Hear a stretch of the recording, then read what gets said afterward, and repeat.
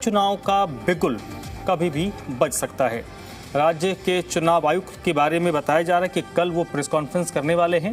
सुबह 11:30 बजे press conference होगी जिसमें चुनाव आयुक्त निकाय चुनाव की तारीखों का ऐलान कर सकते हैं। पंचकुला, अंबाला और सोनीपत में निगम के चुनाव होने हैं। इसके अलावा कई नगरपालिका हैं, उन नगरपालिकाओं में भी चुनाव होना है। ऐसे में माने जा रहा है कि ये प्रेस कॉन्फ्रेंस है तो चुनाव की तारीखों का ऐलान हो। कुछ तकनीकी दिक्कत थी, वो भी दूर हो गई है।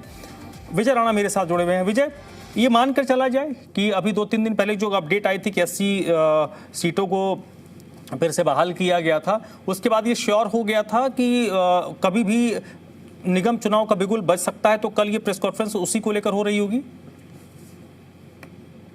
बिल्कुल, उम्मीद तो इस तरह की ही की जा रही है कि जो ये प्रेस कॉन्फ्रेंस है वो इसी मुद्दे पर की जाएगी और कल नगर निगम जो चुनाव है, नगर निगम चुनाव होने हैं हरियाणा में, उसकी तारीखों का ऐलान हो सकता है। और अगर कल तारीखों का ऐलान होता है तो कल से ही जो प्रदेश में आचार संहिता वो भी लग जाएगी, क्योंकि चुनाव खास इसलिए है क्योंकि इसमें पंचकुला, सोनीपत और अंबाला, इन 3 जगहों पर मेयर के चुनाव होने हैं और इसके अलावा कई और जगह भी नगर परिषदों के चुनाव होने हैं।